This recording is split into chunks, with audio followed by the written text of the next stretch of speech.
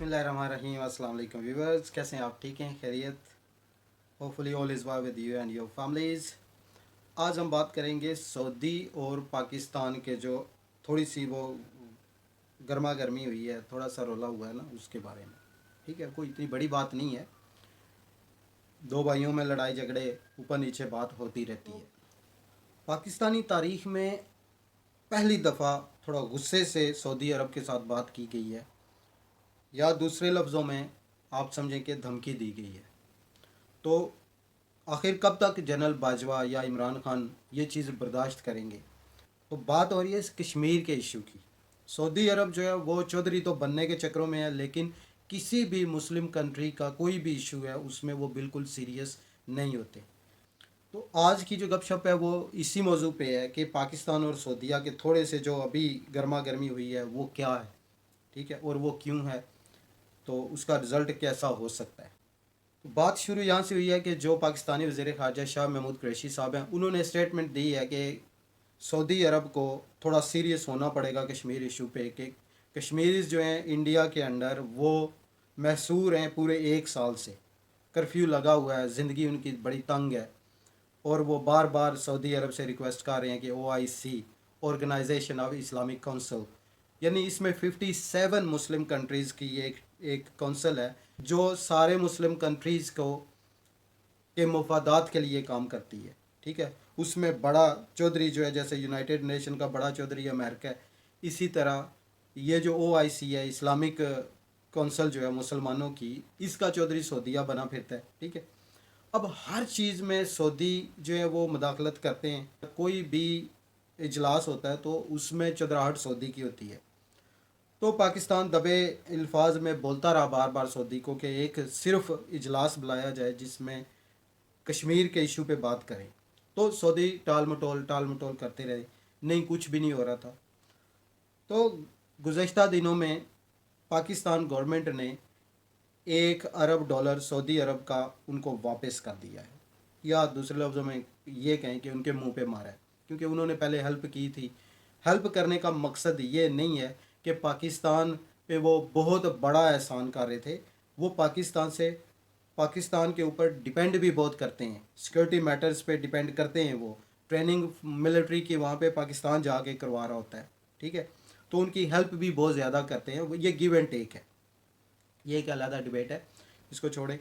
अभी कुछ और भी उनकी इन्वेस्टमेंट पाकिस्तान में पड़ी है, और ये जो दुबई, UAE और सऊदी हैं, ये थोड़े ज़्यादा मामे चाचे बनते हैं OIC के। मैंने चौधरी साहब से बात की कि चौधरी साहब, आने वाले फ्यूचर में देखें टर्की और सऊदी, क्योंकि 2023 के बाद तुर्की पे से जो वो इंटरनेशनल पाबंदियां लगी हुई हैं ना, वो ख़त्म हो जाएंगी। तो फिर तुर्की एक अच्छा कंट्री है, उसका एग्रेसिव स्टांस होता है मुस्लिम कंट्रीज़ के बारे में। वो रोहिंग्या की बात हो, वो सीरिया की बात हो, वो कश्मीर की बात हो, तो वो बोलते हैं, स्टांस उनका सख्त होता है।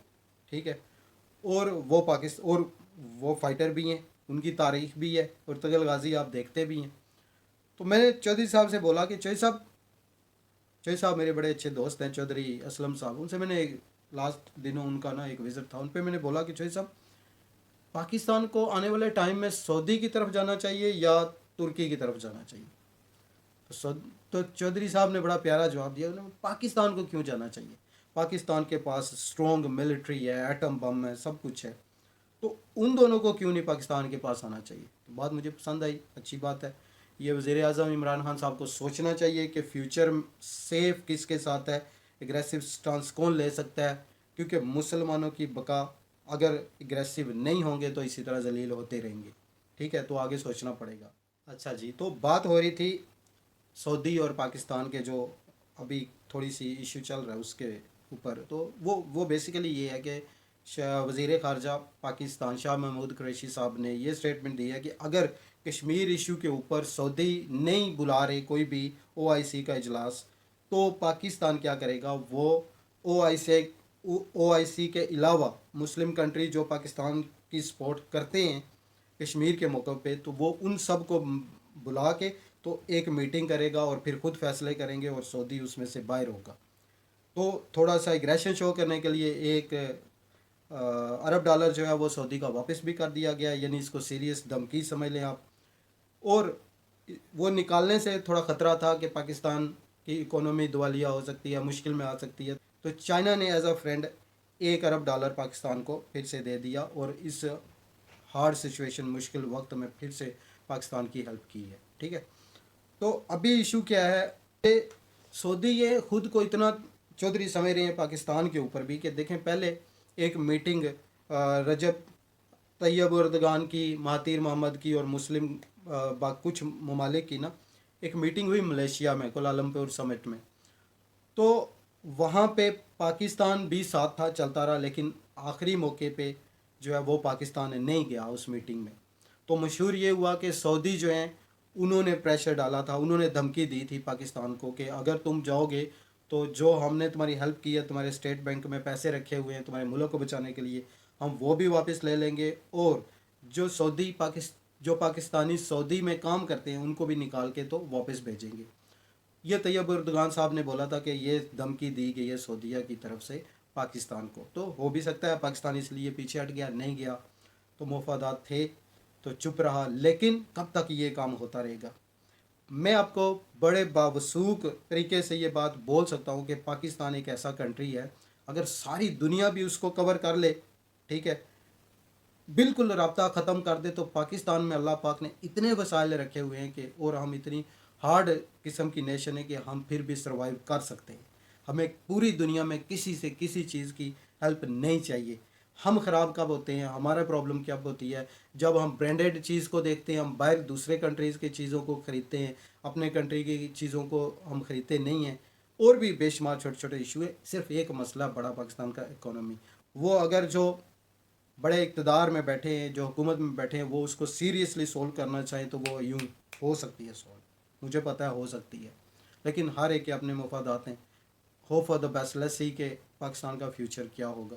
ठीक है, तो सऊदी चौधराहट इसलिए कर रहा है कि क्योंकि उसके पास ऑयल है, वो मुस्लिम कंट्रीज़ की ऑयल से भी हेल्प कर रहा है, पैसे से भी हेल्प कर रहा है। तो लेकिन उसको मुस्लिम कंट्रीज़ की सपोर्ट भी तो करनी चाहिए ना, साथ में खड़ा होना चाहिए अगर चौधरी बनने का शौक़ है तो। अब जो बात यहाँ पहुँच गई है, अभी इंडिया और पाकिस्तान, सऊदी अरब को एक ही तरफ जाना पड़ेगा, या इंडिया की तरफ या पाकिस्तान की तरफ, क्योंकि सऊदी जो है वो डिप्लोमेसी करते हैं। वहाँ पे भी एक 1.25 अरब की पॉपुलेशन है इंडिया में, तो वो बिज़नेस इंटरेस्ट देखते हैं अपने।